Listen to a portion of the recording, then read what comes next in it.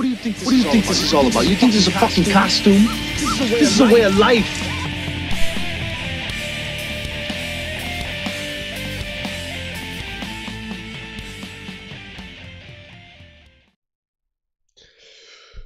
Hey BALLBUSTERS, Bates here with your friend of mine, Ray Mungus. And he wrote the wrong intro, I think, for this week's episode because I was just about to say that. Because we already made the fucking chimichangas. You confusing bastard. We're off to a good start. Well, we're here and we're ready to try to get our shit together on episode 17 of Way of Life Live.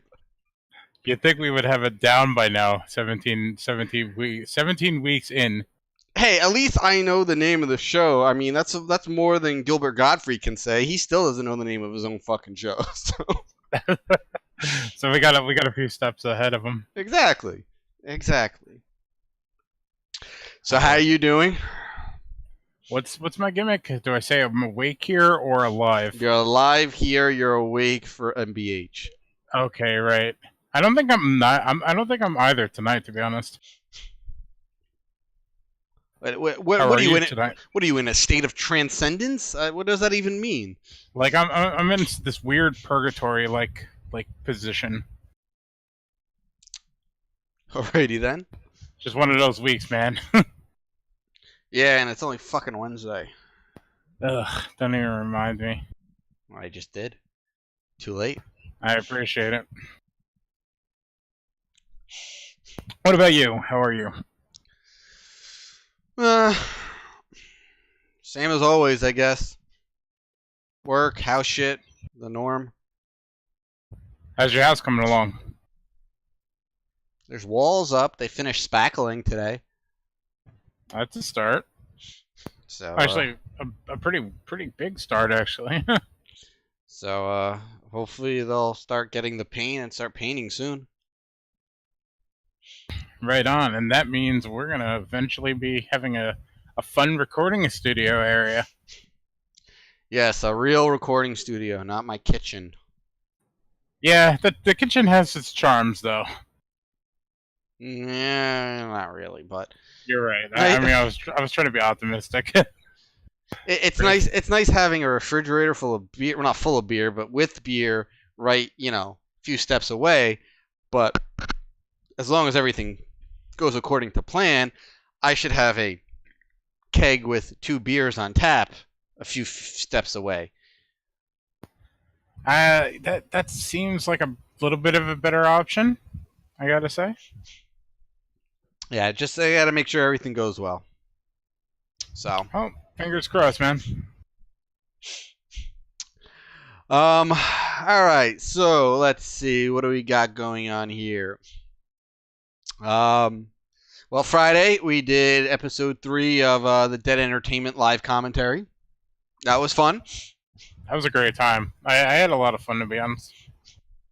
As opposed to the other 2 times where you fucking miserable and hated life. Well, I mean, it was a little more fun for me on Friday because I was miserable and hated life before the episode. And, as the episode progressed, I'm just like, I fucking needed this. I needed to watch one of my favorite movies with a handful of friends and just, mellow out and enjoy myself. And it worked out. I had a very good night after the fact. Right on. Yeah, it was definitely a good time. I look forward to doing them. Looks like we're doing them between every 3 and 4 weeks, so.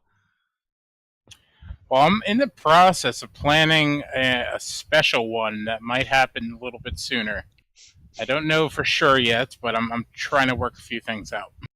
Glad I'm the first to know here. Thanks. Well, I have other wheels in motion in order, if those things don't happen, we go back to what we normally do.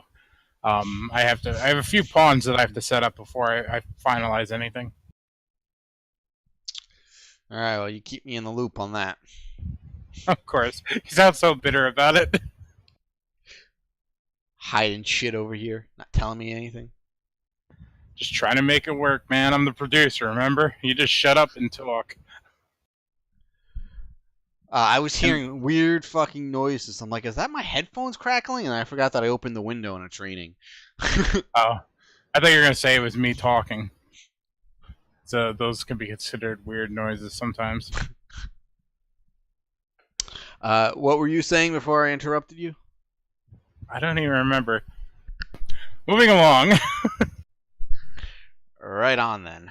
That wasn't the last. That wasn't the only podcast we recorded last week. No, I know. We had too many last week. I think we should have taken this week off because it was just a complete overload. Well, I've been thinking moving forward. Now that we're getting in a routine with all this shit, we might have to do 1 week off a month from this podcast just to kind of recharge our batteries. Nothing's been just the fans, man. Come on. Yeah, I know. Nothing's been decided, but it's something I was thinking about while I was taking my pre-stream business. Yes, while I was doing my pre-stream business, I was thinking, maybe 1 week a month wouldn't be a bad thing just to take off, and maybe we can plan for an MBH episode to be released on that week. I mean, if I could figure out a schedule, then it wouldn't be so bad, and we'd have at least content on a weekly basis still.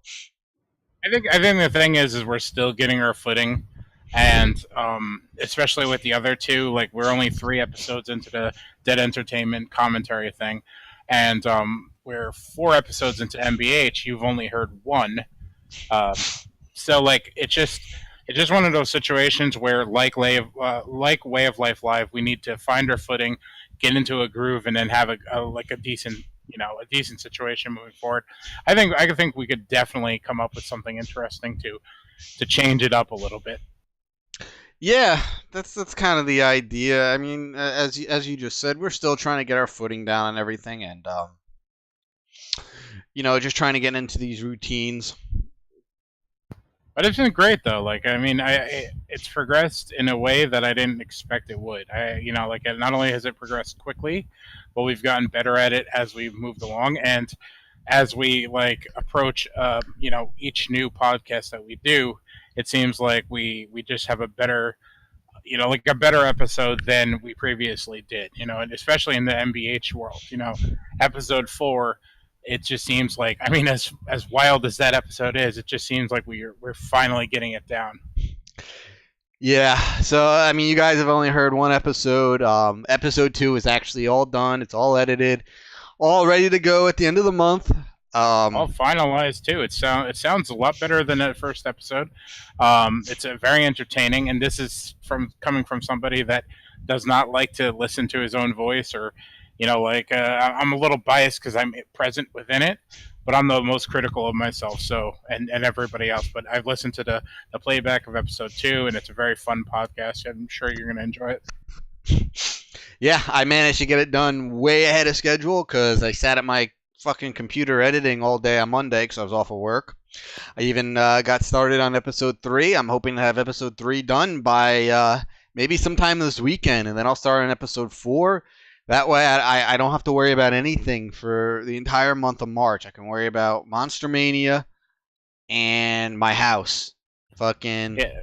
To be perfectly honest, we're gonna need that time for Monster Mania because it's gonna come quickly. Look, we're what, less than a month out, a couple weeks away from it. We're 3 weeks out.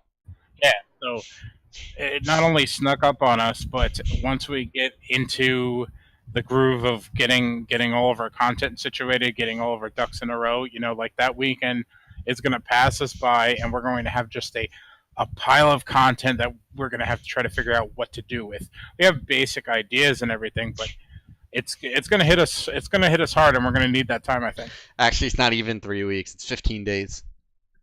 Boy, oh boy. I'm very excited, though. Who are you looking forward to meeting? I don't know. Me, unless there's a fucking guest that I'm just gung-ho, raging hard on over. The guests are always just kind of, alright, that's cool, he's going to be there, maybe I'll meet him, but unless there's somebody that really tickles my fancy. Yeah, usually a little more conservative when it comes to that. Yeah, Like obviously, like Zoe Bell. I mean, I did will her there, so I had to meet her. But I mean, I absolutely adore Zoe Bell. Had to meet her. Yeah, I go a little more crazy when it comes to the guests, but like I've been winding down a little bit. You know, I've been reaching that point where I've either met the people already, and I'm not one of those type of people that meet people over and over again. Once I meet them, I generally just move on. So I've either met the people or I'm just like, well, that person's going to be way too pricey to spend 2 awkward minutes with. So, you know, like it really depends. Yeah, there's only been a few I've been real like oh my god, I gotta meet him. You know, Zoe Bell was one, Angela Bettis was another, John Tempesta, who is the drummer. He was the drummer for White Zombie, and he drummed on an album for Testament. Had to meet him. He was a nice guy. You know, I met him because big White Zombie fan here. I met the whole band that weekend. The whole band sans Rob Zombie. Yeah, well, you know, he's too good for his Hollywood heels. He's too good for Monster Mania. Exactly. He's too busy complaining about the noise, making noise complaints about his neighbors in the Hollywood Hills. Read that article? No, I didn't. Yeah. It's basically, long and short of it is he's like a miserable old man, and he's like, keep your noise down, kids. Then you know, Sean Cunningham had to meet him, and then while meeting him, you couldn't get away from him because he just kept talking and talking and talking. My God, he was by far one of the most enthusiastic guests. Like, he is just, I don't know, man. I don't know what his deal is. Whether he's just that enthusiastic about meeting everybody, or if he's just a talker. I think I'm most excited to meet Elvira, who I've had a chance to meet before, but for whatever reason didn't, and I finally get another chance. It's going to be great to meet John Carpenter, but I'm a little afraid to, because I hear that he's not a big talker when it comes to horror movies. Like, you got to kind of approach him about video games, and then he'll open up for some reason. So apparently he's a big gamer, I hear. Yeah, I've heard that too. So I got him because I have to get our prize for our giveaway that's coming up. More details on that eventually. And I think the last other guest that I'm really going to dive into is I got to get Tony Todd's signature on my hatchet. Very nice. Speaking of giveaways, guys, I decided Friday, on Stream Friday, I will be picking a winner for the Gray Matter Art Edward Scissorhands posters. So, if you have not entered, the fuck are you waiting for? I'll post a link in chat, maybe. No, I will. I gotta go find the video. But I'll post that link in chat. Just it's a link to my channel in the video. Subscribe to the channel. Leave a comment on the video, and that's it. You're entered. That's it. All you gotta do. Easy peasy. Oh, sorry about that. I was entering real quick. Oh, wait. I'm not allowed to.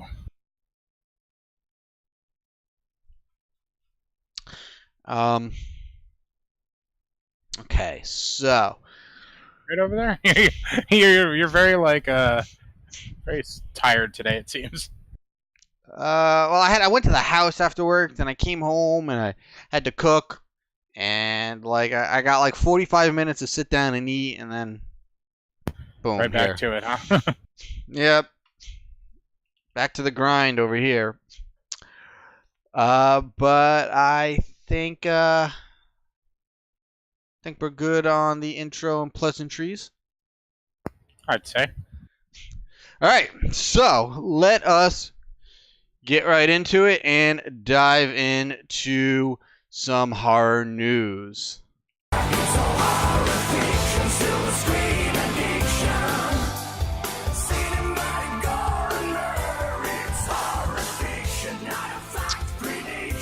All right, so we're gonna start off with Monster Mania news. What a shock. I know, right? Episode of Way of Life Live, we do not cover Monster Mania news. Like, you gotta come over and check our temperature or something if we don't. Seriously, it's like this should just be Monster Mania podcast number 2. You know what I mean? Like what are we gonna do once March hits? You know what I mean? Like, what are we gonna talk about? No, I guess guest announced for August and September. Yeah, I suppose so. Hopefully, the news comes rapid fire like this convention. Yeah, hopefully. I mean, it's gonna be hard to top, but it's gonna be impossible to top. Who am I kidding? You know what, man? I've said that before, and then this one happened, so we'll see. All right, so a bit of bad news in terms of Monster Mania news. Sid Haig had to cancel his appearance. Now, Thankfully, for good reasoning, like it's not a health thing. yeah, no, he is okay. Yep, you're right. He is healthy as far as we know, and doing fine. He had to cancel. But he will be back, I'm sure, at another convention. He's always at the cons. But he did cancel for filming purposes. He has to film. What do you think he's filming? I'm thinking there might be like a cameo in a Tarantino movie. He was in Jackie Brown. Maybe it's something like that. Just kidding. There's only one obvious answer here that he could be filming, and it's pretty glaring. Obviously, Night of the Living Dead 3D Part 2. Can't wait. Oh, boy. So, yeah, there's rumors been going around for a while. Bloody Disgusting put it out there that The Devil's Rejects 2 is not only indeed happening, but it was supposed to be filming very, very soon. And the rumored start date for the shoot was March. So, there's a little bit of a coincidence happening here that he has to cancel a mid-month appearance in March for filming obligations. And, you know, like, the fanboy tingling senses, you know, they're going, you know? Yeah, I don't want to, get my hopes up too much until we get some confirmations. But, I mean, it seems more than likely that this is the case and they will be filming. And then, if you kind of use your own judgment, looking probably at about a 45-day shoot, 30 to 45-day shoot. Yeah, I think that's about right. I would probably lean a little bit on the 30-day to shoot, but, it really depends on how big of a movie they're planning. I mean, I feel like it's going to be very condensed in terms of how grandiose it's going to be. I don't think it's going to be grandiose at all. Really, I think it might be bigger and badder than any of the ones that we've seen so far. I think he's going to really take it to another level, which is, I don't know. That's just my personal feeling. Oh, I get that, and I agree, but I don't think you understand what I meant. In terms of, like, multiple settings, and, I don't think that we're going to have, it's like in Devil's Rejects, we had the Firefly house. Then we had Charlie's hooker fucking palace, and we had the hotel and the police station and the jail cell and the basement of the Firefly family. We had all the stuff that took place on the road. There was a lot of settings and scene changes in that movie. I think this one is going to be way more condensed in that aspect, but still is going to represent itself in a big way. I agree, and I could understand that. I don't think any of us could jump to that conclusion until we know generally what they're doing with this, whether it's a supernatural thing, whether it's a prequel or a bridge of some sort. Once we know, we have a general idea of what to expect there, then we could pretty much start making some assumptions as to what type of film this is going to be, how big of a film it's going to be, what kind of like stage it's going to be on. So I mean, there's a lot still to be seen. Yeah, I mean, it's just a theory, and not much of a theory. I think it's just like how I feel that this movie is going to go. But again, you're right. It's until we know exactly what we're dealing with, we really can't say for sure how the movie is going to look, so to say. Agreed. I mean, we all have our theories, and we all have what we would like to see. I think we discussed it on episode 1 of MBH, didn't we? We did, and I believe back in October we talked about it a little bit here. So I mean, we have our ideas, theories, and wants. But until we get some concrete evidence, maybe some pictures, some some set photos, some behind the scenes, I'm waiting for them to finally uncover what the working title is, and maybe we'll get some casting call news that might help give us a few pieces of evidence of what we might be getting.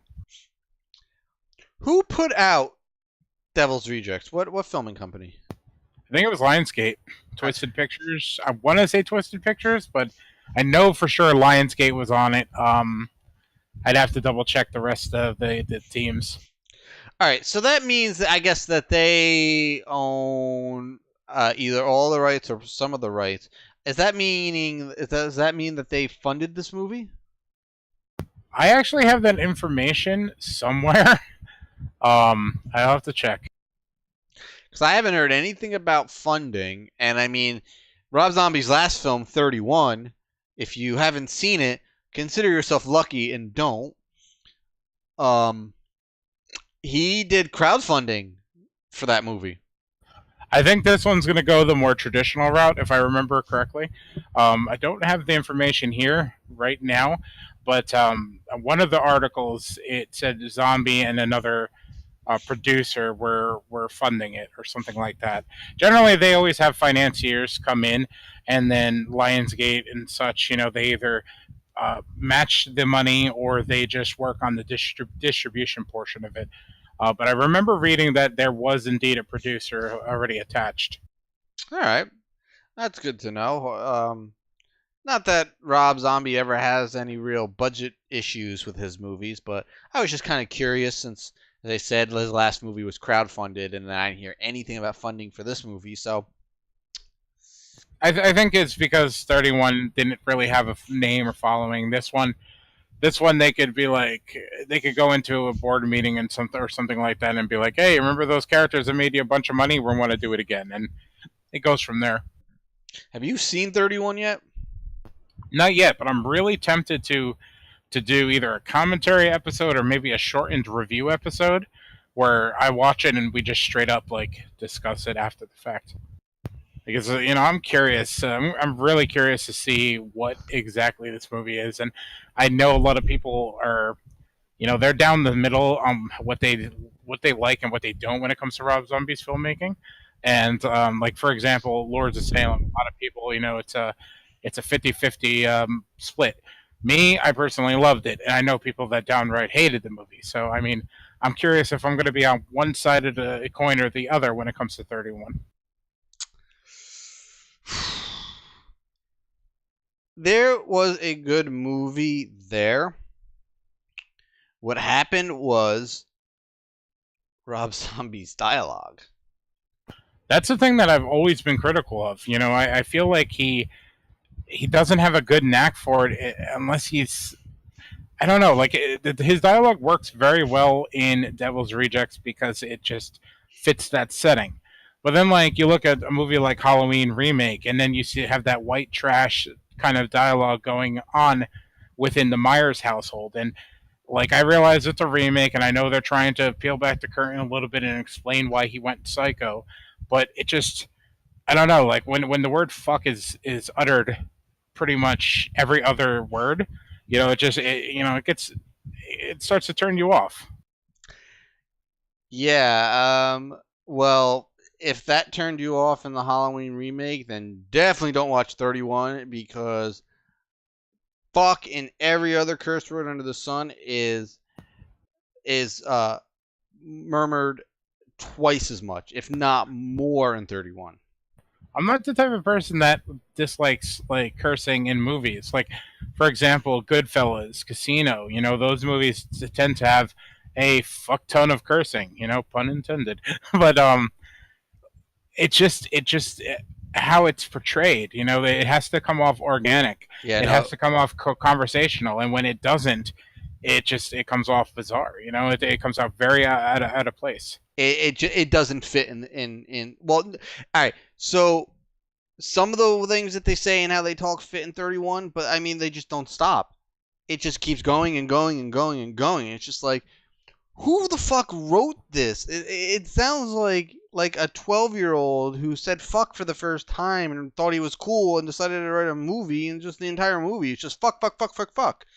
I remained for many years that Rob Zombie should be able to write the scripts that he wants to write, but he needs an editor to go in and at least omit half of the the obscenities in there. He can't write dialogue. Perfect. Yeah. I don't know. He's never had a good knack for it. The only movie that it's really worked in were his first two, House of a Thousand Corpses. Even then, it was a little bit on the verge of Devil's Rejects. It fits perfect. Beyond that, it just comes off awkward. Well, it helps when you have good actors delivering lines like Bill Moseley and Sid Haig in those two movies, so that helped. The shit. Yeah, definitely. The shit dialogue. Yeah, I couldn't agree more on that. I mean, that's probably the reason it worked. So I mean, don't take any of what we're saying as fact. We don't know if Sid is filming Devil's Rejects. We can only assume. So, all speculation at this point, guys. I mean, that's the fun part of it. We're all excited for this movie, and we're looking forward to seeing when and if it's going to happen. And right now, maybe it looks like it. And I mean, if you guys are excited for Devil's Rejects 2 as much as we are, make sure you go check out episode 2 of the Dead Entertainment live commentary, because that's the that's the movie we did. We did Devil's Rejects. That was a great time, just reliving that. I mean, we all considered it top 10 movie, so it's a top 10 movie in all of our books. So we got to revisit it after quite a few years of not seeing it, and we had a blast. Yep, and we made Chris pitch date night. That we did. We got our buddy Chris in trouble. Which is the reason he probably didn't appear on episode 3 of the commentary. Pansy. And we'll get him back. All right, so moving on, we have the horror all-stars movie, Death House, finding its home on Netflix this April. We don't have a date in April, but it is April. Sometime in April. I think the Netflix movies come on at the first of the month. It's like one of those where the month changes and they switch their catalog of movies around a little bit. So make sure you get all your shit together, because you're going to want to watch this movie. I don't know if it's good or anything, but there's just so many horror icons in this movie. You just got to watch it just for that alone. So make sure you're done with Jessica Jones Season 2, because that's coming out in March. Yeah, I can't wait for that. It looks great. Both movies look fun. I mean, Jessica Jones looks like a blast, and Death House looks fun. Yep. So I'll be me. I'll be done with Jessica Jones on that Saturday. That Friday. Yeah. Well, yeah, pretty much. I'll be watching it at work, like I do with all the Marvel shows. I'll watch probably about half the season at work, and then I'll come home. I'll make dinner, and I'll finish the rest of that season that Friday night. I don't play around when it comes to the Marvel Netflix shows, but that's not what we're talking about right now. So Death House. If you guys don't know what Death House is a movie. It's two federal agents are in a secret prison known as the Death House, and surprise, surprise. Prison break happens, and they have to fight their way out through the 9 levels of hell, past some of the most deranged and sickest human beings ever to walk the planet. And some of the horror icons that are in this movie are Kane Hodder, Tony Todd. God, why don't I know who else? Dee Wallace. Tiffany Shepis, Felissa Rose, Adrian Barbeau, Barbara Crampton. There's a ton. Go to the IMDb page and check it out. Michael It's Berryman. ridiculous. And the movie was, I believe, written or co-written by Gunnar Hansen, who was the original Leatherface. This was his his special project that he had been working on for a long, long time before he passed away. So it's kind of important to horror fans that this movie finally comes out and we get to see it, just for Gunnar's sake. Yeah, I agree. Even if the movie is like less quality or it's not the best movie, just the fact that they were able to like lasso together that many classics, the people that we've grown up watching along the way, and get them all into a movie. It might be a little bit distracting, but at the same time, you're going to be watching this movie giddy just at the people you recognize, and how much fun you've had over the course of your life with the movies that they've been in. Yeah, and I mean, all these guys are, I should say guys and gals, because there's plenty of horror icon women in this movie. They're all as iconic as you can possibly get. Can't ask for anything more from a movie. The way the way a lot of fans are describing this movie is this is the Expendables of horror, and I would agree. Yeah, completely. A lot of people, when this movie started getting kicked around, they were hoping that it would be like a giant team-up movie of like Leatherface and Freddy and all the big monsters, and it's nothing like that. It's one of those things where they take the talent that brought those monsters to life and bring new monsters to the screen again. Just give us a new offering with the people we loved watching. Yeah, without a doubt. So keep an eye on that movie, guys, coming to Netflix in April. It actually is getting its premiere this week, and then that starts its theater tour next week, I think. Is it coming around here? I think it's playing at the Alamo. We should go. Yeah, well, we say that for fucking everything. We'll give you the exclusive. And I say that for everything, and then nobody follows up because everybody's fucking lazy. Well, yeah, and then Rich will go and not tell anybody. Exactly. No, I'm not gonna see that piece of shit. Then he takes a picture from the lobby. Can't wait. Let me see. Let's see what we got here. Yeah, may as well check the theaters. Nobody's watching. I would think if it's coming, I'm not seeing it. If it's coming anywhere, it would be. I'll have to take a look at their website. We'll get back on this because I'd like to see it. If not, we can wait till April. Worst case. Yeah, as far as I can see, it is not coming. How do you release a movie not in the New York area? Hang on. I'm about to write them a strongly worded letter. Yep, it is not coming in Yonkers. Alright. Well, I'm getting into the bottom of this. We're going to see this movie one way or another. There's another draft house in Brooklyn, right? Yeah, but it's in Brooklyn. Who wants to go to Brooklyn? I'm just saying. Fair enough. We'll look into it, though. Alright, so moving on. The Duffer Brothers, pretty much the guys behind Stranger Things, were rumored to be leaving the show. Yeah, that's not happening. They have said that they will not be leaving Stranger Things anytime soon, and that is obviously a good thing because I don't think you're going to get the kind of quality show that we've gotten the last 2 seasons if they left. I agree, and even if you look at it from a negotiating standpoint, where they're trying to play a power move in the press by leaking rumors that they might be leaving, like how you don't get this sort of flash in the pan success very often. Why walk away from it after 3 seasons? That's what I'm wondering. That's why this rumor to me doesn't make much sense. To me it comes off like it's one of those stories created because it's a slow news week. Yeah, it just seems like somebody wanted to try to stir up drama and bullshit, and they figured, oh, you know what? Nobody's talking about Stranger Things. Let's fucking let's make some shit up and try to stir up a little bit of trouble. Let's stir the pot a bit.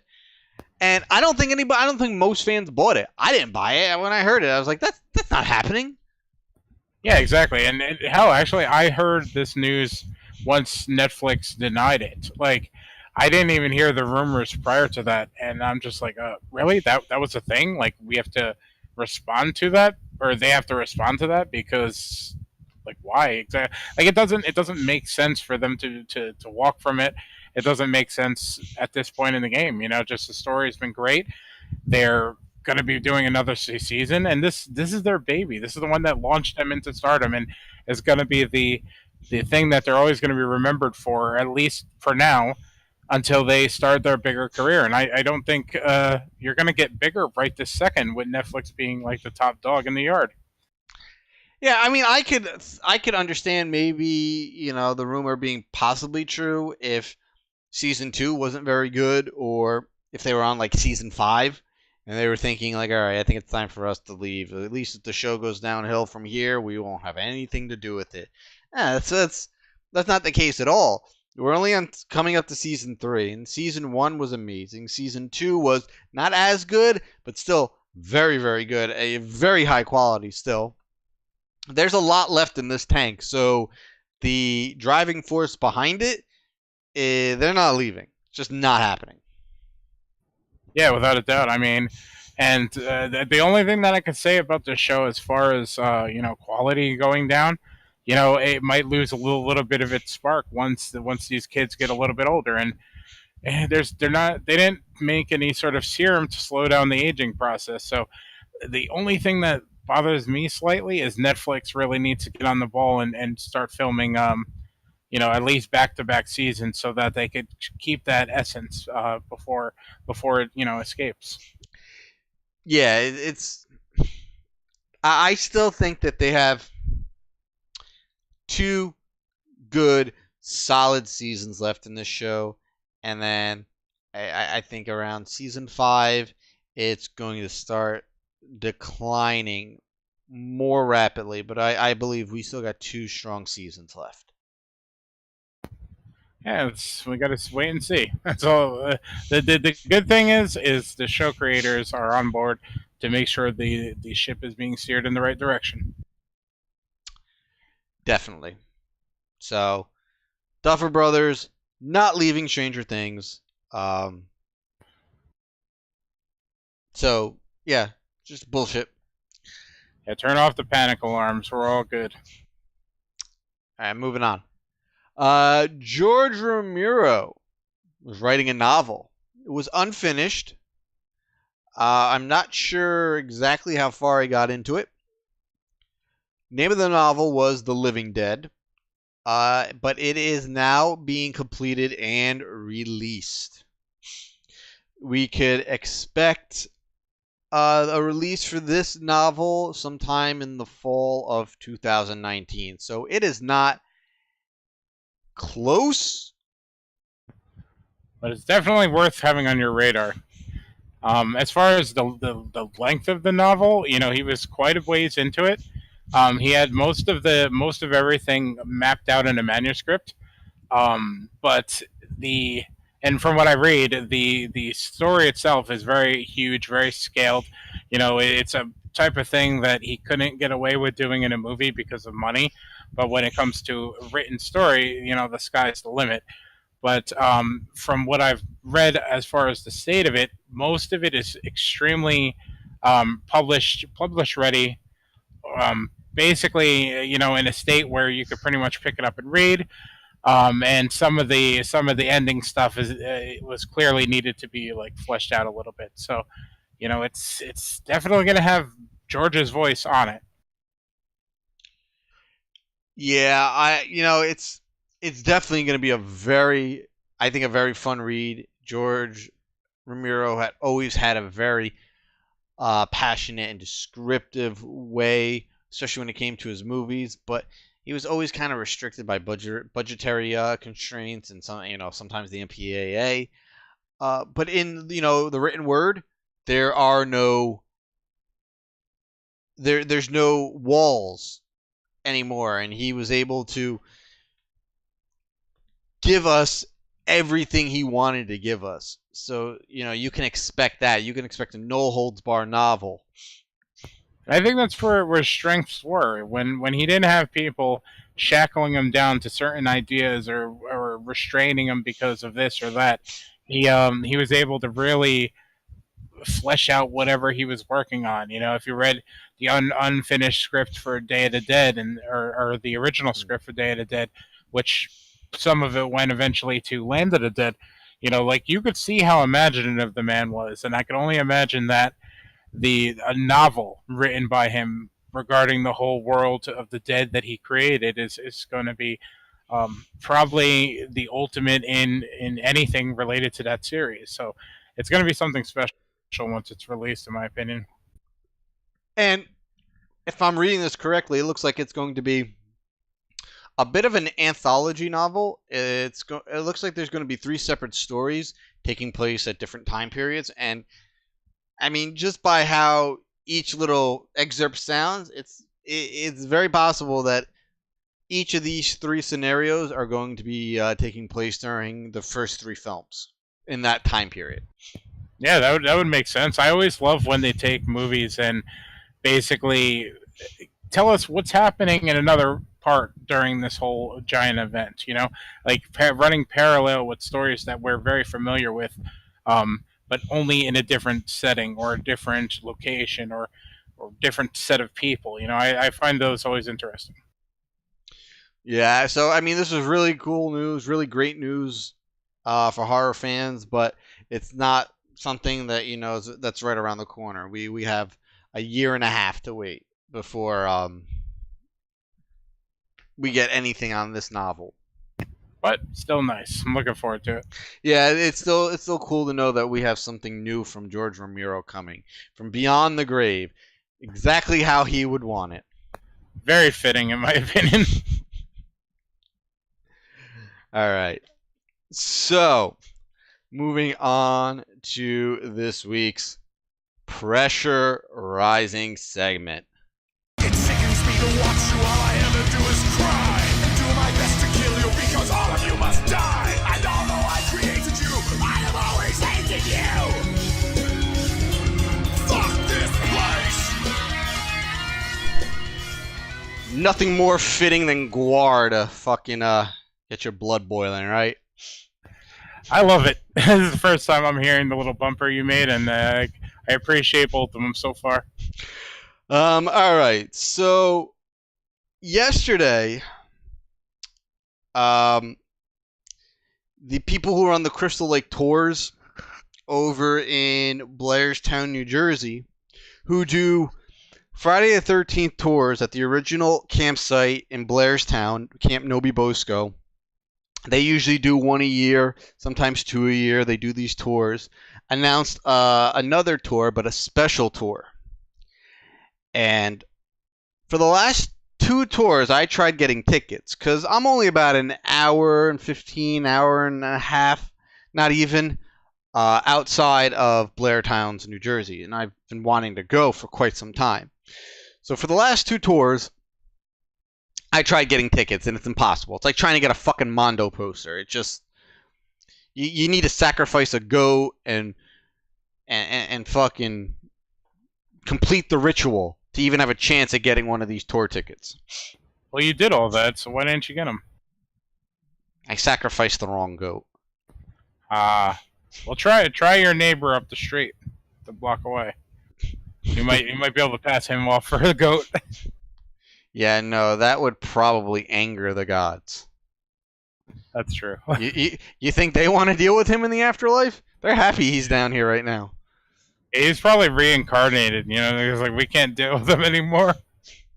So they announced this new special tour coming up for April. Friday the 13th in April. So they're doing tours on 2 days. they're doing an early tour and a late tour, and included in the late tour is also a VIP package. Everything nowadays has to have a VIP package, right? So far, this sounds amazing. So, why is this pressure rising? This is good. Fans are getting a chance to go to the, see the campsite, right? Yeah, it's great. Most fans are not going to be able to do this. For one, as I said, getting tickets is not easy. Number two, the first tour for each day, they're doing a tour on Friday, they're doing a tour on Saturday. The AM tour for both days, I think, go from 9 to 11. No, maybe 9 to 12. It's only between 3 and 4 hours. And it's $135 a person. All right. That's not chump change. I mean, it's $135. That's not cheap. Plus, you got to think about driving out there. Any tolls you have to pay to get out there. If you're coming from maybe a state or two away, maybe you're driving 5-6 hours, you're going to have to pay for lodging because you're definitely not, most likely not driving home after that. Then you got the PM tours. PM tours are going for 5 to 7 hours, I think. Those are $175. But it includes dinner, man. Yeah, great. Dinner at a fucking, I don't know, 60-year-old camp. That's going to be wonderful. But whatever. $175 if you want to pay that. That's your call. It's your money. I wouldn't pay it. Now, the VIP package. What is the VIP package? Well, the VIP package, again, is Friday and Saturday. I should also mention that Adrienne King, Alice from the original movie, is going to be a special guest there for the weekend. And the VIP package, as I said, there is one for Friday and there is one for Saturday, is a overnight stay in one of the, cabins that they have there. So you'll actually be able to spend a night at Camp Blood. If you have a few extra bucks, you could just, shell out a few bucks for the VIP tickets, right? Yeah, no. No. So the way, and this is what really pisses me off, the prices for the other two things got me angry, but whatever. You know what? They can make a few extra bucks. Let them. People are going to pay it. These tours sell out in seconds, so they're going to sell them. Well, these VIP packages now, they're not $135. They're not $175. They are undetermined. You have to bid on these packages. How is that going to work? You're probably asking. Well, let's say for Friday night, there are 10 VIP packages available. All right? And let's say you really want one of these packages. And you bid $200. $200, that should be enough. That should get me one of these packages. Well, let's say 10 other people bid anywhere from $201 to $300, $400, $500. Well, guess what? They're getting the package. You're not. Basically, if there are 10 packages, whoever the 10 people are that bid the highest amount will get a VIP package. Like, this wouldn't be as bad if this money was going to, like, a special cause or something. I think this platform would be awesome to do something like that with. But it straight up just goes for whatever, company owns the campgrounds. I don't know. It leaves a bad taste in my mouth, in my opinion. Yeah, no, it's probably going to the tour company. Whoever's running these tours, that's who's getting this money. Yeah. And yeah, it should. Even a portion of it, even half of the profits made from some of these tickets should be going to like a slasher survivor relief funds. I don't know, something. Yeah, it just seems very weird that they're doing it this way. Like, I can understand a VIP tickets and having them released a limited amount that are pricey. People are going to want to make their money. But this whole bidding process just screams greed, and it's like, well, if they sell these tickets out fast, let's make sure that we get the most money possible out of the VIPs. Like instead of it just selling out quickly, well, maybe we could quadruple our money because people have been trying to get these type of tickets for years, and they're probably desperate and willing to shell out this amount of money. Yeah, and it makes me wonder about how many of these people who actually go to these tours are true fans of the franchise. Horror, Halloween, all that shit has really blown up in the last few years. And doing anything like this is kind of like the new niche thing to do. So if there's 40, 50 people on this tour, I don't expect more than 15 or 20 of them to be like hardcore, diehard fans. See, I don't mind I don't mind the idea of non-diehard fans being there, because everybody has to start somewhere. But when one of those like the ones that aren't diehards just shell out $1,000 for a VIP ticket, I don't know, it doesn't sit well. At the end of the day, I'm not happy with this tour group and the camp for allowing these prices to be gouged like this and for them to be running it like this. I mean, I'm almost positive the regular tour prices have gone up. I think they were $80 or $90 on the last tour. I mean, they weren't cheap, but they were at least like, all right, I get that. Now it just seems like they're twice as much as what they used to be, and it's supply and demand, I guess, and they know that people are going to pay it, and they will. This tour is going to sell out, and again, seconds when tickets finally go on sale. And you know what? That actually brings up, during the last tour they did, when they released tickets, certain people got first crack at the tickets. You know who those people were? These special, not special. They were like customers from the camp, that people who have been to the camp beforehand and have bought something from the camp. They had first dibs on the tickets for the last tour. Yeah, it seems like this freaking whoever runs these camps or these tours are just pieces of shit. I mean, for lack of a better way of putting it, like, organize this properly. You probably can make a hell of a lot more money if you didn't go for the throat when it comes to pricing and everything like that, or the way you organize it. Yeah, it's disgusting in my opinion as a horror fan. Other horror fans are, they're gonna mark out like, oh my god, look at this! You can stay overnight at Camp Blood, and Adrian King is gonna be there. Yeah, that's all well and good, but fucking wake up, dude! Wake up and smell the blood at this point. This is not the way this shit should be run. And if you're okay with paying those prices, more power to you. Go to town. I ain't gonna rag on you for doing it. I'm gonna just continue to rag on the company. And I'm going to laugh at you for dropping your money on it.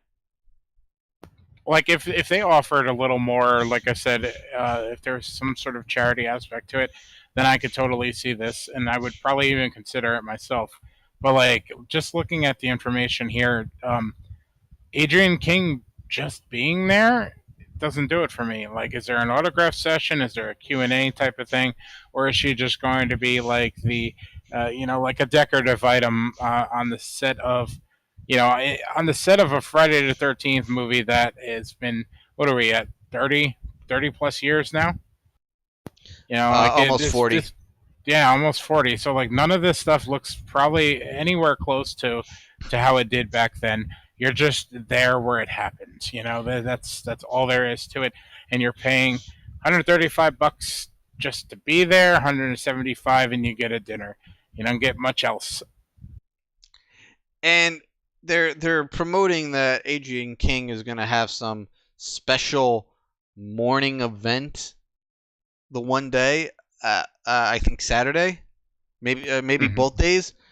It's like, all right, well, you know what? If people are paying this fucking price to spend the night, I mean, they don't even know what that price is yet. You can fucking tell them what their money is getting them at this point. You know, they don't really have anything planned aside from a tour and a dinner. You know what? You're gonna be making a ton of money. You know what you do? You hire a little company, come out, set up a big movie screen outside. Fucking screen the original. Find a 35 millimeter print somewhere. Screen the original outside in front of a roaring fire. That, I think, would be a fucking experience. To be watching Friday the 13th at night on Friday the 13th in the original camp outside in front of a fire. Yeah, you sold me. Honestly, that's all it takes, really. Just a small amount of effort. Not just it seems like they were more concerned about how the prices were going to look and how they can make the most money than planning anything beyond just writing a name there in bold red letters. So, as a lifelong fan of the franchise, the characters, the movies, everything about it, I'm saying, fuck you to the people running this tour. Fuck you if it's the camp. Fuck you if it's the tour group. You guys are assholes and scumbags to be running it this way. I don't care what any other horror fan has to say about it. I didn't say this on Twitter because I did not feel like dealing with my mentions being blown up from fucking marks and plebs who are just going to be like, man, you're not a fan. Listen. You want to spend your money, that's all good on you. I don't have that kind of money to be dropping on a fucking tour of a camp. All right? It's a camp. So you want to spend your money, good on you. I'm not. I'm going to call out this company for what they are, scumbags. Agreed. Now that we can breathe, we got to calm down a little. Fucking people. All right. Let's go on to this week's Convention Crypt stories. So, if you didn't hear last week's episode, the Convention Crypt is basically us talking about some of our favorite memories from past conventions, with Monster Mania 39 right around the corner, and it's going to be the biggest Monster Mania we've ever been to, and we've been to quite a few. So we're kind of reminiscing and talking about some of our favorite stories, both in the room and on the show floor. And we got a double whammy this week because both stories involve a certain person. What are we calling this person, Ray? You want to call him just DF? DF? All right, we'll call him DF. Well, we're probably going to screw it up and maybe say his name, but DF is the way to go. So, for a room story, this one happened, what, 2 years ago, 3 years ago? Something like that. Probably 2 or 3. Yeah, it was not very long ago at all. Yeah, no, it was definitely recent. It was, I think it was right after your break from the convention. You had like a 1 year break or something like that, and it was the first time you've come back, and it was like your shining return. We had our own room. We were separated from other annoying people. So we thought. Or so we thought. So yeah, I don't always have my own room. Sometimes we stay in a room of another friend of ours, but this convention, I had my own room. It was Mungus and I. We were both in the room. It was late. Was it Friday or Saturday night? I think it was Friday. I think it was Friday night. It was probably closer to 1 in the morning. No, it was later than that, dude. You're right. It was probably closer to 3. It was about 3 a.m. And we're up, we're drinking, at least I was probably drunk to some degree. And we were in good spirits too. We had a great night at the convention itself. We basically ordered our food, which is like a staple of our Friday nights. We order our food, get fucking completely hammered, and watch horror movies. And that's exactly what we were doing. We were drinking, relaxing, watching horror movies, and I didn't have my door locked. And all of a sudden, my door gets like kicked open. Again, this is like 3 in the morning. My door gets kicked open, and our one friend comes in and starts. He was on a rampage. Like, we didn't know what to expect. The door just fucking slams open with this like huge burst, and our buddy comes in. And he starts screaming and yelling at the top of his lungs, DF is gonna die tonight! He's just going on and on, just yelling and screaming, harping my buzz. Mungus doesn't know what's going on. With how loud he's being, I'm expecting fucking, hotel security to get called up on us. Like, there was no context whatsoever. He just like slammed through, screaming and yelling about an acquaintance. Like, let's call him that. Acquaintance of ours. Just no matter, like whatever the case is, he's dying tonight. He's had enough, and he's fucking gonna go after him. And we're just like, wait, what the fuck just happened? Who just walked in our room screaming this? So the acquaintance, we're gonna call him Hairman. Hairman to DF. So Hairman comes into our room screaming that DF is gonna die. Sorry for all the goofy names, but screaming. Yeah, they're not here to represent themselves. So Hairman is screaming DF is gonna die tonight. 3 o'clock in the morning. Just going on and on and on, not really giving us any information. We finally get him to calm down and explain the situation. Well, and Hairman has his own room. He's actually the person we stay with half of the time when we go to Monster Mania. So he had his own room. Well, apparently, DF had found... Who did he find? Some women? Yeah, there was a couple girls that he was like trying to impress or something like that. And when it comes to DF, the opposite sex just... Yeah, he's like a magnet, like the opposite magnet. Yeah, he's a deterrent. He'll dry up a vagina quicker than a sandstorm in Qatar. Yeah, that's not even putting it lightly. Like you talk to anybody, and if he pops up, you may as well just give up right there. You're not getting anywhere with the girl. Yeah, he is the definition of anti-poon. Yes, without a doubt. So apparently DF had found some broads. I don't know what kind of bras. It's very possible they were hookers of some sort or junkies. We're not sure. We didn't see them. But apparently he had found them and brought them up to Hairman's room. And, Hairman was not too appreciative of that because... Well, I mean, rightfully so, but... Well, didn't DF also have Hairman's credit card? I don't know exactly. I do know that he took his phone.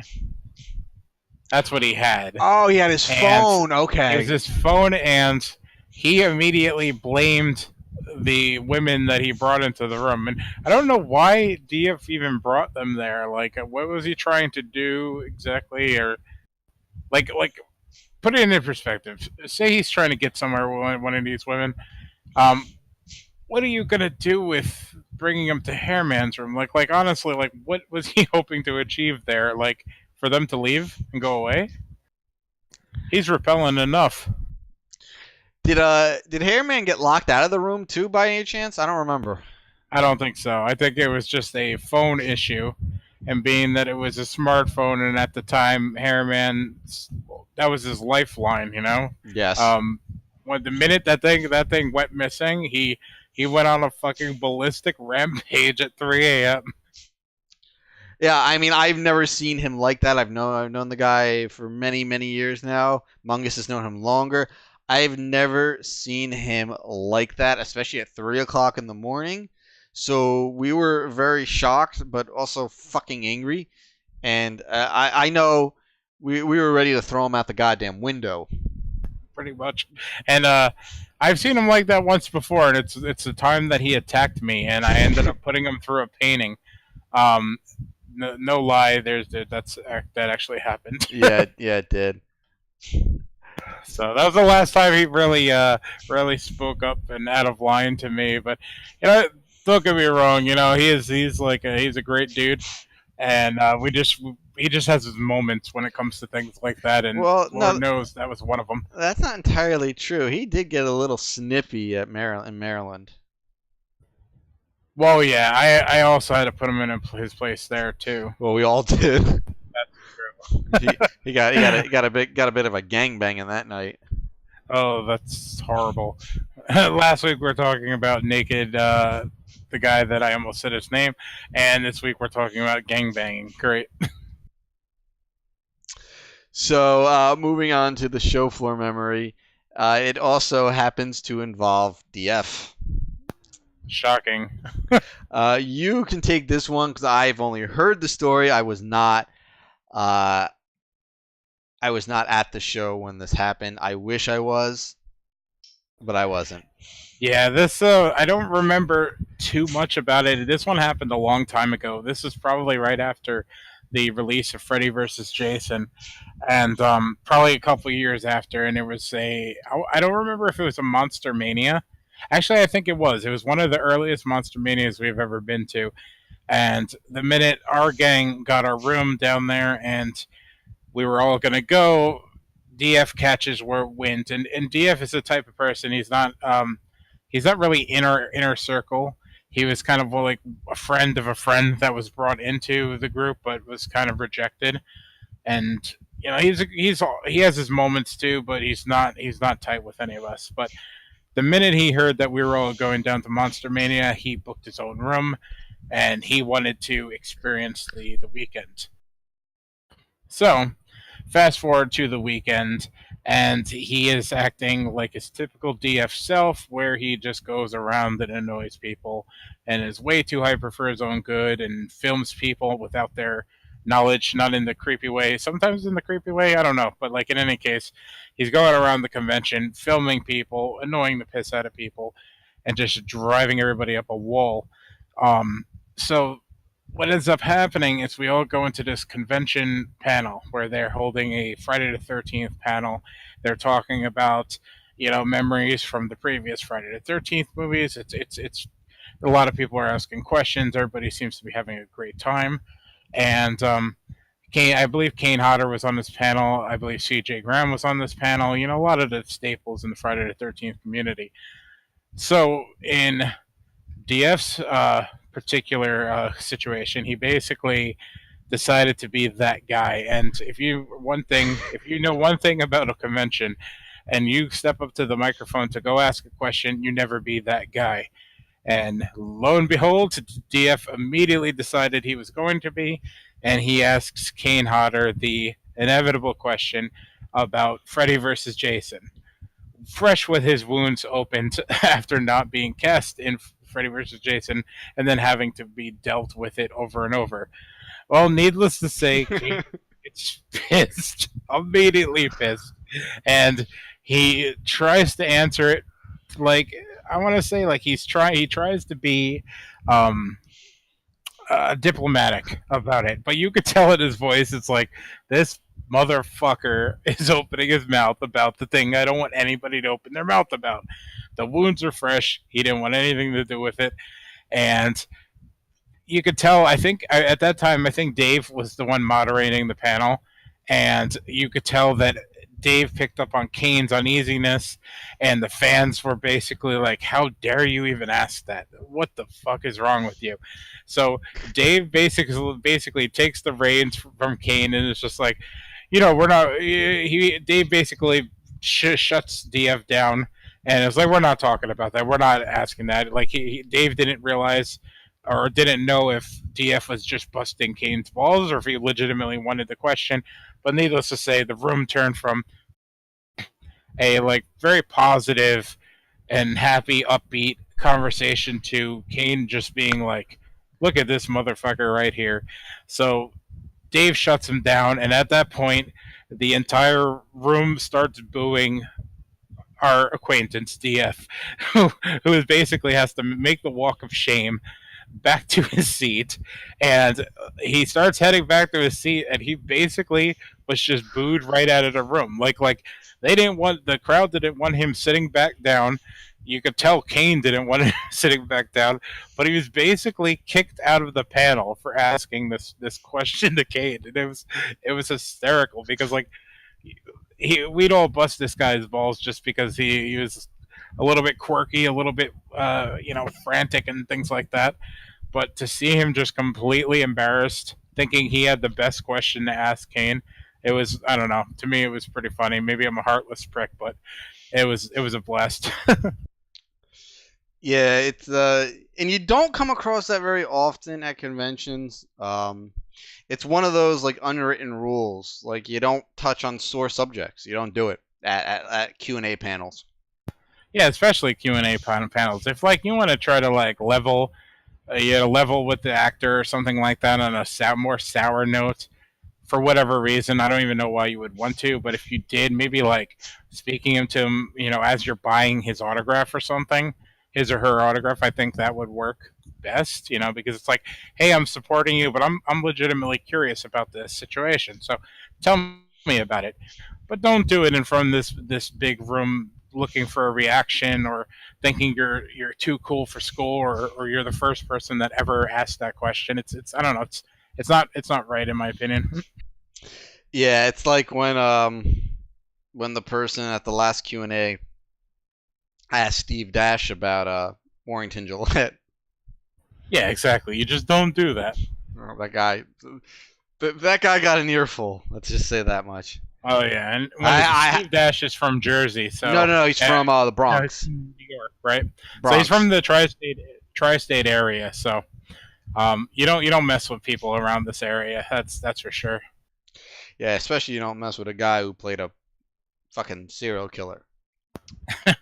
I was talking with you yesterday about should we interview Steve Dash for one of the channels, and you're like, I'm afraid that he'll stab me. Yeah, I mean, if you guys haven't seen it, I have a 2-part Q&A up. We Were Jason panel with Derek Mears, Tom Morga, and Steve Dash from the last convention. And you can hear how fucking rough and brutal Steve Dash is in those videos. And if you ask a question he doesn't like, he's going to tell you to fuck off, and he's going to find a new question. He is... Like, he's also like the nicest guy in the world. Like you listen to some of his other questions. He's very well spoken, and appreciating his fans is an understatement because he loves he was fans. almost brought to tears at that convention when he was like, I took on a job back then. I didn't think this Jason would ever be anything, and it's because of you guys that I am still putting food on the table for my family. Like you guys coming out to see me, everybody that comes to meet me, you're the reason my life is the way it is. And it moved me. His speech, it was crazy. And I can only imagine we're gonna get an even better panel with 6 Jason actors being at Monster Mania in 2.5 weeks. Yeah, we haven't had a great Jason panel like that in years, and dare I say that's probably going to be the best one you're ever going to experience. I hope they extend it. The panels are usually an hour. I don't think an hour is going to be enough. Yeah, that's true. I mean, it would be nice, but it seems like the actors they don't take up too much time, and they really jump off of each other, especially when Kane and CJ Graham are on the panel, because they're like what's the word? They sit around and bust chops, and they have a great time, and they try to make it very entertaining. So I'm expecting a fast-paced panel, very interesting and very hilarious one as well. Yeah, it should be good. I mean, the panels haven't been announced yet, but I can almost guarantee that they're gonna do another We Were Jason panel. I mean, you got 6 of the actors there. We're only missing Derek Mears at this point, and technically Ari Liam. That's true, but even Ari Liam, he never really wore the mask. No, never. Or like the bag, whichever. Well, I hope they get Mears though, because he is a delight. I don't think so. I mean, I love Derek Mears too. He's the nicest guy I've ever met, ever, without a doubt. But I think we're way too close, and maybe he can squeeze him in because Sid canceled. Maybe they have an opening now. I was just about to say the same thing. That's quite possible. I mean, imagine an extra Jason. I think he's the only one that's left that you could really bring in, right? Yep, he is. But he also probably works the most out of any of those actors right now. That's true. So there's a good chance he's doing stunts for a movie at the moment. I'm gonna message him. I think I'm friends with him on Facebook. I'm gonna see. I'm gonna make him contact Dave. I actually watched Hatchet 3 recently, and Derek Mears plays this really hard-ass SWAT team leader. And knowing how nice of a person he is, I couldn't take him seriously. Yeah, I remember the first time I met him. It was just like I got up and I said one or two things to him, and he said, "Oh my God, I'm so sorry." And he gets up and comes around the table and shakes my hand and goes, "I'm Derek. I'm Derek Mears." I'm like, "Dude, I know who you are." Yeah, like, of course. That's why I'm here, man. I was like, "Fuck, dude, get mean, punch me or something. This isn't cool anymore." Yeah, I had a similar situation because I had met him previously, and the situation was he had to go to get taken to a panel. As I was about ready to get a photograph with him, he signed my Jason mask and everything like that, and he apologized. He's like, I'll be back later. You come back down and get the photo, and I'm like, I'm leaving. He's like, oh, you could tell he was really broken up about the whole thing. So fast forward a year later, he's in another one of the Monster Mania conventions. It was back in August. Was it? I thought it was a year between them. Maybe it was March to August. You might be right. Well, no, you got your picture at August, right after the panel ended. That's what I was leading to. Some time passed, and then I told him, "Hey, remember me? I was blah blah blah, the guy that didn't get his picture," and he all bright smiles and everything. Oh, of course, without a doubt. Like, he was so happy that he was able to do that for me, which was awesome. Nicest guy in the world. Yeah, he really is. I've met tons of nice people at these conventions, but he's by far the nicest, without a doubt. Very, very humble, very appreciative, very well-mannered. The fan himself too. Like, he's as giddy of being Jason.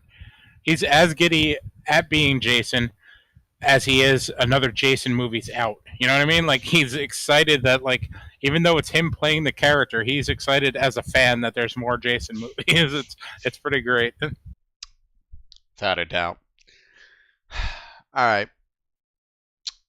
I think we're done with convention talk, yeah? Yeah, I think so. Until next week. We also, just for future reference, we decided to take the segment and also add it to episodes 3 and 4 of Metal Beer Horror. So next month's episodes, mid-month and the end of the month, there's also going to be 2 additional stories on each episode for you to check out from our convention experiences. These ones pretty much include the guys that we do the Metal Beer Horror show with. So, we have a lot of memories, a lot of fun times over the 12 to 13 years we've been going, and we thought we would share a couple memories with the guys at MBH. That we did. So look forward to that come episode 3 and 4 in March. All right. So on to Geek and Comic News.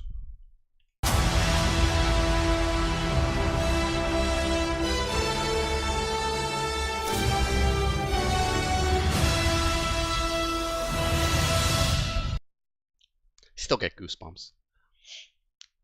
Oh, yeah. Still get goosebumps. All right. So, first up, Mark Hamill. Finally. It seems this company, whoever runs the Hollywood Walk of Fame, needs to get on their shit and realize who deserves what. It's with any of these awards or Hall of Fame things. Mark Hamill is finally getting his star on the Hollywood Walk of Fame. Now, you would think, well, this is Mark Hamill, this is Luke Skywalker, this is a fucking Joker. You know, he should have had his star long ago. Obviously, he hasn't. You got to remember, it was only last year that George Romero got his fucking star. The dude who pretty much created the zombie genre just last year got his star. Yeah, it's backwards. I mean, I could say worse things, but it's certainly retarded or whatever. And I mean, it's the same thing with like Hall of Fames. I think Rush, one of my all-time favorite rock bands, Rush only got into the Rock and Roll Hall of Fame, I think a year or two ago. Band is 40 years old. 40 years old. To say the least. You would think that they would survey the room a little bit, you know? Maybe they have like Crypt Keeper looking motherfuckers making these decisions, but my goodness, they need to understand who belongs where. Well, I mean, and the same thing can be said about the Wrestling Hall of Fame. Now, correct me if I am wrong, but Macho Man is still not in that Hall of Fame, is he? I think he was inducted a couple years ago, right? I think Lenny Poffo inducted him. Oh, maybe you're right. Maybe it was only about a year or two. It took a long time. Yeah. Here's a better example. Owen Hart isn't inducted. Owen Hart, one of the greatest heels. A great. He was a great intercontinental champion. Just a great all-around technical wrestler. Still not in the Hall of Fame, while fucking jobbers like the Brooklyn Brawler and fucking Coco Beware are. You know, it makes no sense. Yeah, I know that they just recently announced Jeff Jarrett, and rumored is Kid Rock for the celebrity wing, which made me throw up a little in my mouth. All right, but we digress. I don't feel like going. Yeah, let's not get into that. I am not going full Mark over here on wrestling. We would have a Pressure Rise in segment 2 tonight if we were to go into that. But Luke Skywalker finally getting his star on the Walk of Fame. It only took, I don't know, him to be in another Star Wars movie, I guess. I don't know. Very misguided, the whole process, and the contributions he's given to the cinema in general, television as well, voice acting. He's a very well-rounded actor in general. Very well-spoken, very active when it comes to activism and things like that. He's very deserving of it, and I'm glad that he's finally getting it. Yeah, it makes me wonder, like, what was keeping him out all of these years? I'm not so sure. I want to say that it probably has to do with money, because everything in this world does. I know for a fact that a certain amount of money is raised for these things to take place. I don't know if it has to do with some sort of publicity. He might have to be in the news or hot on the presses to make the news. I can only speculate. I don't know how the process works, but whatever it is, it needs to be updated so guys like Mark Hamill and George Romero get recognized sooner than later. I think I know why it took so long. Why's that? You're laughing already. You're not going to like it. I'm probably not going to like it. I blame Kevin Smith. Cock knocker. Yep. I blame Kevin Smith. He tainted the career. He's like, oh, they were going to give it to him back in 2001, and they're like, oh, he plays a character named Cock Knocker. Well, we can't put that in the press release. Oh man, that was like one of my favorite Mark Hamill roles. Just like I had no idea that was going to happen, and it's like, hey kids, it's Mark Hamill, and I was like, oh my god. He looks like fucking a weird version of Freakazoid with with giant Hulk fists that punch people in the nuts. That's true. I own a Cock Knocker action figure. I'm not surprised. No, I'm not either. I wouldn't be either. But before we get too far off topic, so cheers and congratulations, Mark Hamill, for finally getting your star. It is very long overdue, and here is to many more years of entertaining us fans, whether it be somehow continued in the Star Wars universe or elsewhere. We love you, and congratulations. Cheers. All right. So, tonight's main discussion. Black Panther. Black Panther. Wow, you got your tongue tired worse than me tonight. I blame the beer. All right. Black Panther and Wakanda Forever. Well, to say Black Panther had a good opening weekend would be an understatement. To say it had a great opening weekend would be An understatement. to say it had an awesome opening weekend would be Probably still an understatement, but go on. say it had the best opening weekend ever for a movie in February. Yeah, that's about a fact. That's right. Did it make more than Justice League did in its entire run in a weekend? I think that's a fact, right? Yeah, domestically, I think it did. That's pretty fucking wild.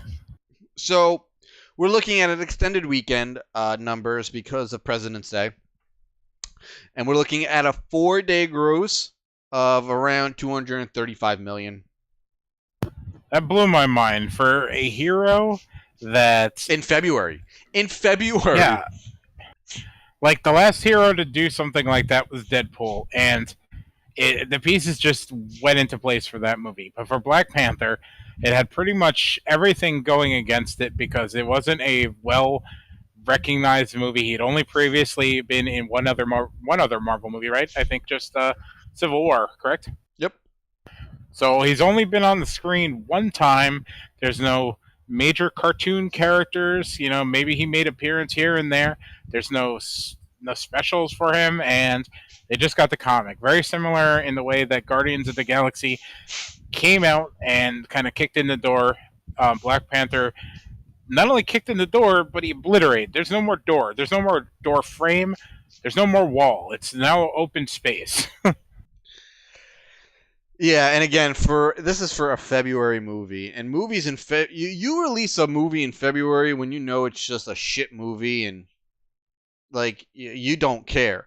That's why all the 50 Shades of Grey movies come out in February. Yes. Like good movies don't come out in February. It just doesn't happen. Well, it's a safe bet, and even for Marvel, it was safe to release it in February. But we didn't expect something like this to happen. no, it was. I mean, I was expecting a big 200 million weekend, but 235, which actually makes it the 5th highest grossing opening of all time, was just beyond words. I mean, absolutely beyond words. And it's not like it was all hype. The movie fucking delivered. The movie was a lot of fun. The characters were great. The villain was great. The story was great. I had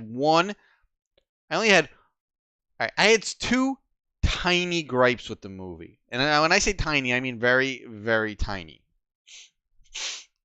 My one gripe was that in some scenes, and only in some, the accents were sometimes a little hard to understand. And I'm okay with that because I still understood everything. But there were a few scenes where the accents were coming through very heavy, and it kind of took you an extra few seconds to maybe process what was said. Doesn't really bother me, as I said, it's a very tiny gripe. The second tiny gripe I had was that there was one scene that they did 3 times in the movie, and I get it.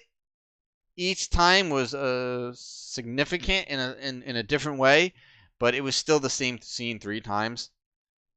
And that just bothered me a little bit. But it wasn't enough to take me out of the movie or make me hate the movie or anything like that. These are tiny little gripes. I have tiny little gripes with all movies, even my all-time favorite movies.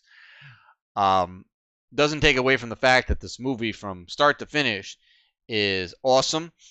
You know, comic book fans and women were so happy when Wonder Woman came out. It's finally we got a woman superhero movie. It was so good. Listen, I saw Wonder Woman. It's a decent movie. Not bad. It's not really great.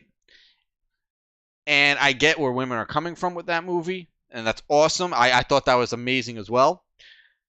Women are 10 times more empowered in fucking Black Panther than they are in Wonder Woman. The women in Black Panther stole the show, in my opinion. That's what I've been hearing. I've been hearing like everybody was strong. The villain is extremely strong, but the women are the reason you should be going not only to go see it, but also go back to see it. And it's like, the women in the warriors and the women in Black Panther, they're not wearing some skimpy battle outfits, man. They're wearing some like traditional looking African battle attire, and it's like super empowering, and it was absolutely beautiful. All the costumes looked absolutely breathtaking and stunning.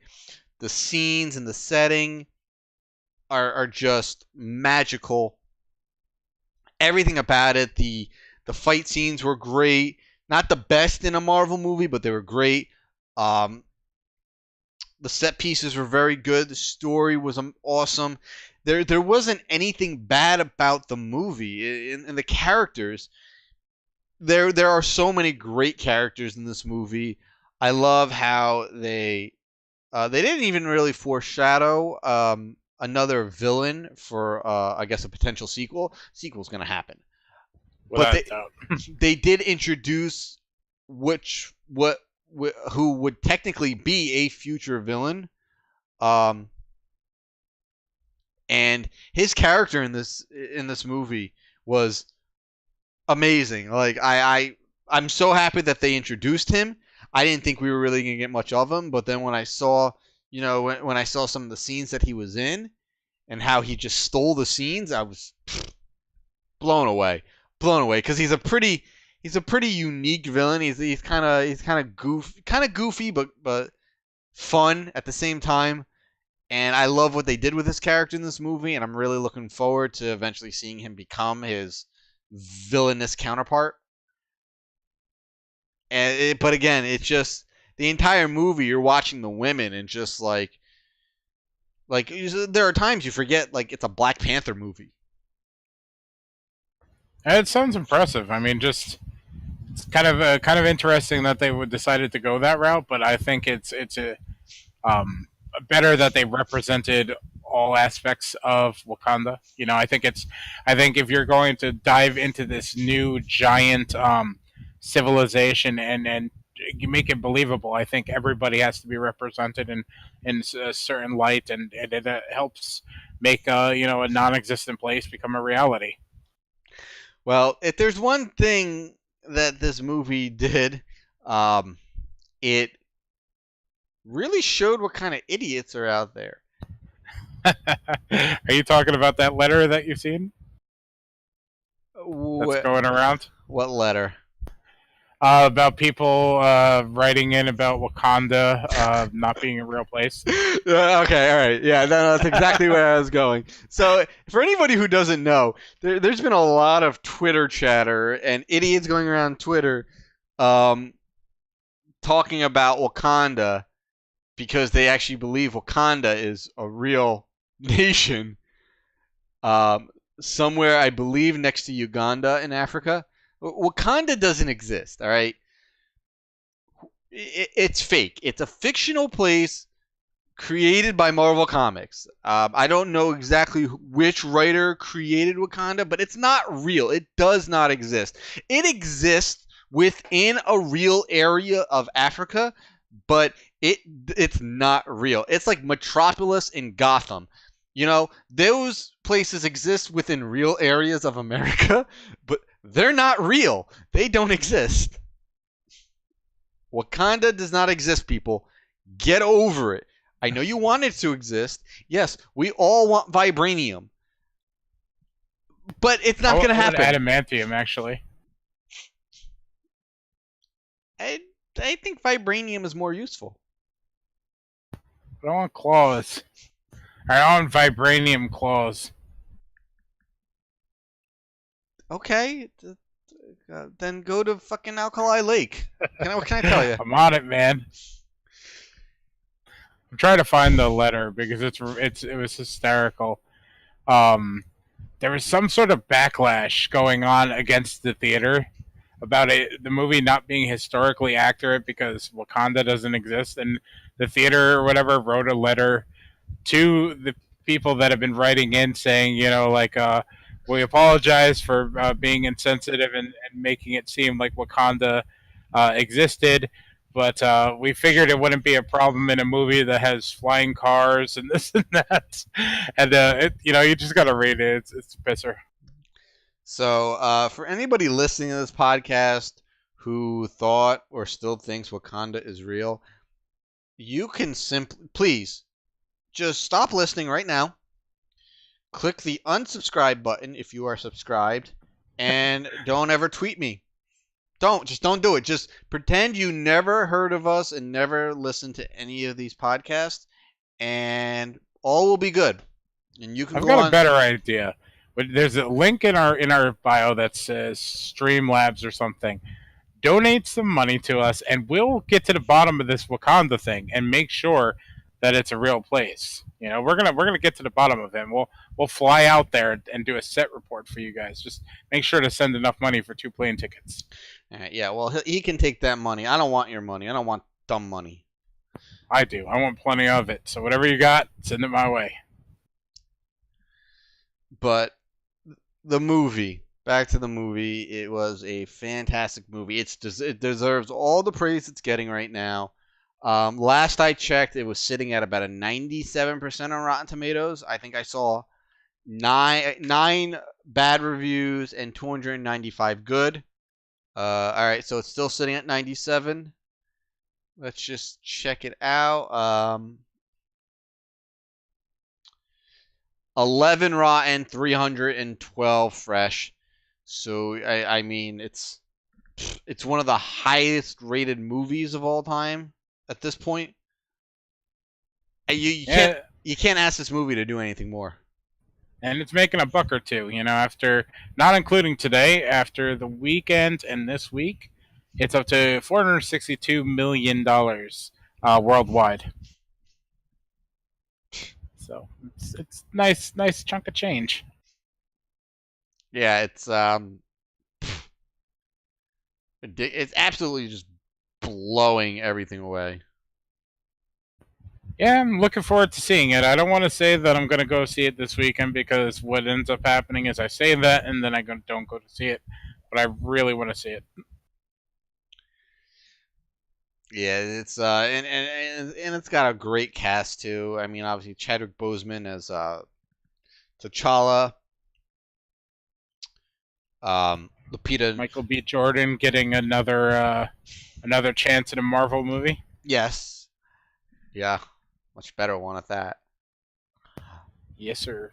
Lupita, I don't even... How do you say her last name? Nyong'o? I don't know. Nong, maybe? I'm not sure if the Y is silent.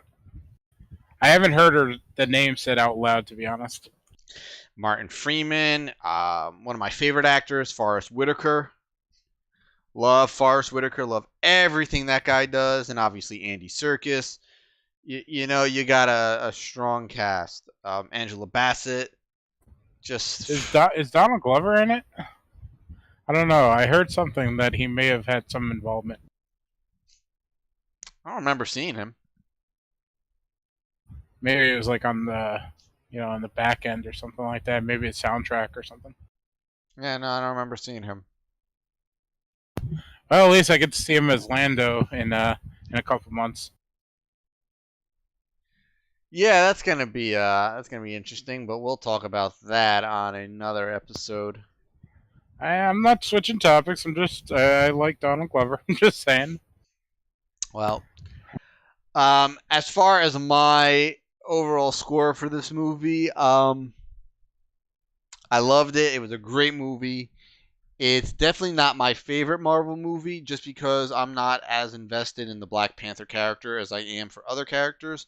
But if I were to review it straight up, I would easily give it about an 8.5 out of 10. Solid.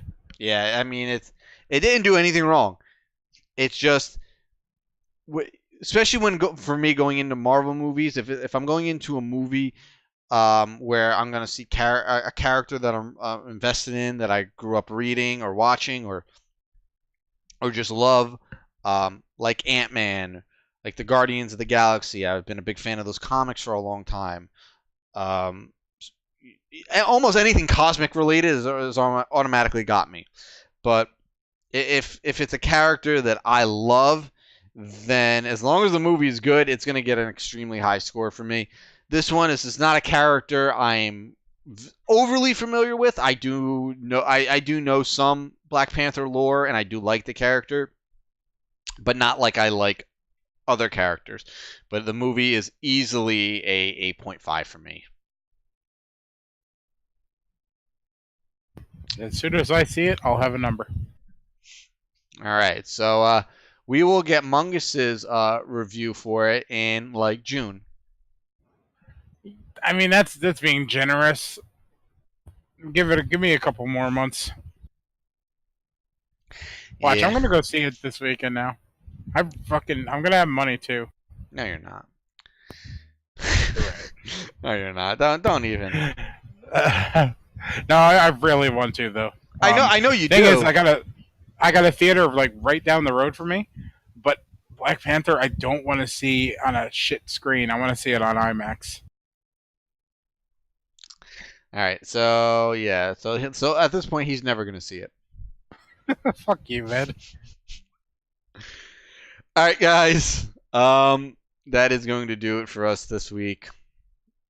Thanks everybody for hanging out with us tonight. As always, we appreciate it so much. We appreciate it more and more every week. Anybody who comes in and listens on a regular basis live, we like it when you come in and listen live, and you hang out and chat. We do interact with the chat while we are bullshitting here on the podcast. So please come in while we're recording live, and Have some fun. Yeah, I mean, if there's something good going on in chat, we'll talk about it on stream. But again, thank you so much for anybody who was listening live, anybody who was listening after the fact. We're just super appreciative. We can't say it enough.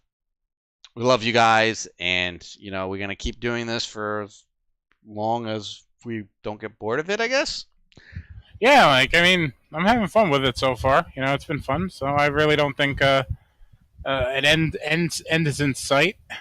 No, not at all. I get to sit down and drink beer and talk geek shit. So yeah, exactly. It's stuff we usually do, but like normally it's after we haven't seen each other for a long time, and we just kind of like explode all of it at once. Now we get to like let the pressure cooker out a little bit every week. So if you like what you heard, and of course you did. I mean, how couldn't you? You have to hit that subscribe button and follow us on Twitter at WayOfLifeNet. Like us on Facebook, facebook.com/WayOfLifeNet. And share it with your friends, please, because like the more people we get in the chat to hang out, the livelier it'll be, and the less structured the show's going to be. We're going to pull from the chat a little bit. We're going to wing it a little more. We'll have a little more freedom to have more fun. Exactly. We have our itinerary, but we're willing to kind of bend it a little bit once we get more of a fan base and an audience, and the chat is about popping a bit more. So yes, I mean, share it. Yeah, that's pretty much the basis of what we do. We just like having conversation. The more people in the room, the better. And that's it. That's the same when it comes to real life. We'll all hang out and we have a good time. We make jokes, we laugh, and it's a blast. So get some people in here for us. Yes, please. Maybe something special will happen on stream if we get enough people in chat. Who knows? Bates is gonna strip. Maybe something special that won't get us banned from YouTube is going to happen on stream if we get enough people in chat. Who knows? Oh, so no masturbation accidentally, right? I was just going to give away a goddamn Yankee Candle. Fuck. Ooh, Yankee Candle. Now I'm intrigued. Am I allowed to enter that one? No. Fuck you, man. This whole world's against me, I swear to God.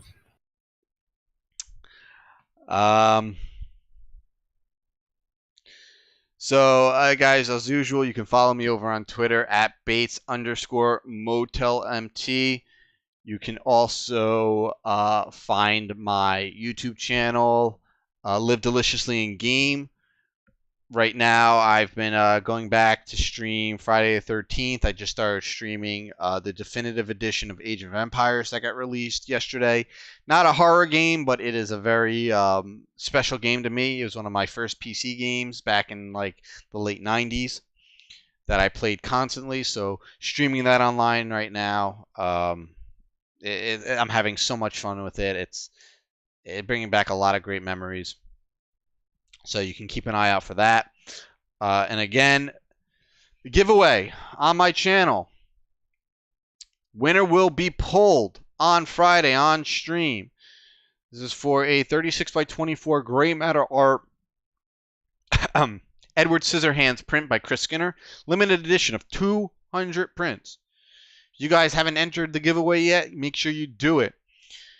Find my giveaway video, subscribe to my channel, Live Deliciously in Game, and leave a comment on the giveaway video. That's it, and you are entered, and you could win it. It's all packed up. It's ready to go. As for shoutouts, obviously, Gray Matter Art, who made this poster, or who produced it and printed it. If you need a poster, and it's horror, sci-fi, or comic related, you're going to find it over at Gray Matter Art. They're good guys, and they have some of the best quality posters you're going to find. Our friends over at Fright Rags, who just released their 25th anniversary collection of Army of Darkness. So if you're an Evil Dead fan and an Army of Darkness fan, go check out Fright Rags for all your horror apparel needs, and you will be able to pick up some of their new Army of Darkness collection shit. Shirts, enamel pins, probably some socks. Just go over and check it out. You can't go wrong with them. Then some of my Twitter shoutouts. Monster Mania Con. You can follow Dave at Monster Mania Con, and obviously our shout out to Monster Mania Convention. We will be there in 2.5 weeks. Can't wait to bring you guys all the coverage there. There will be coverage, special coverage on this channel, and then special coverage just for deadentertainment.com. So keep an eye on that. Also go to deadentertainment.com to check out on any new horror news and new editorials and articles by myself and our feathered. I can't think of the word. Fellow, that's it. That's the word I was looking for. Yeah, you know me. Our fellow talented writers. I am working on a very special Child's Play piece right now. I wanted to have it done today. I got lazy, so it wasn't done. Maybe tomorrow or Friday. Who knows? Please check out and follow some of these guys on Twitter.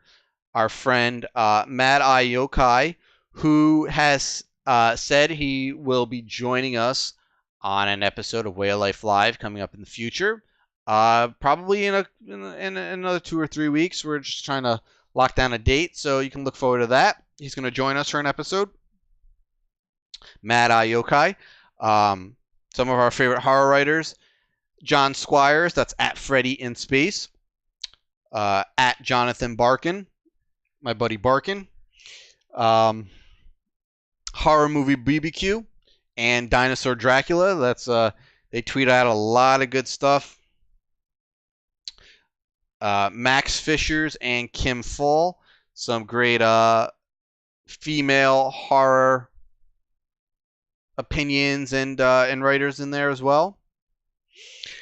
I feel like I'm missing something. My buddy Tardlov, who streams on Twitch midday, Typically all horror stuff. He's been streaming a lot of Dark Souls 3 lately. So definitely check him out at Twitch. That's Tardulv, Tardulv. And I think that's it. Yeah, I'm pretty sure that's it. What do you got? Since you missed it, I'm going to give a shout out to Joanne and Johnny from Bloody Popcorn at Bloody Popcorn. Oh yeah, they're awesome. Like seriously, if you follow their Twitter, you're gonna be certainly entertained. They have a podcast of their own and a website, so definitely check that out. I want to give a shout out to American Mythology. They're a comic book company, and they've been around for I think like 2 decades. And recently, I got into them because they're currently producing a Hatchet comic book, and their upcoming issue number 3 is going to be released early March. I believe I'll be getting some of these sent to me, if I recall correctly, for review. So I'm going to be reviewing these things at thedeadentertainment.com, to just give you a little insight of what to expect from a Hatchet comic series. It doesn't retell the stories or anything like that from the movies, but a separate standalone story that is a companion to the Hatchet movies. Shout out to me for an upcoming review that I'm going to be doing for Victor Crowley. I might do a companion piece on the show maybe next week, so look out for that.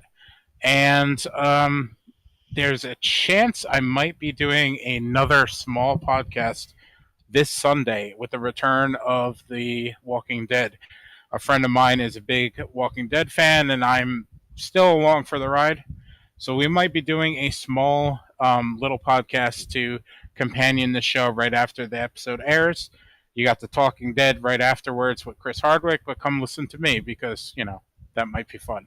So keep an eye on deadentertainment.com or also on our social medias for an announcement of that. I'm still working out a few details, but hopefully that happens. And that's about it for me. All right. So again, thank you guys for tuning in tonight. Thank you guys for listening after the fact. We appreciate it. Let us know what you know what? We haven't really heard a whole lot. Let us know what you guys have been thinking about the podcast so far. We're fucking 17 episodes in now. Let's get some feedback. What do you guys like? What do you guys don't like? What would you like to hear?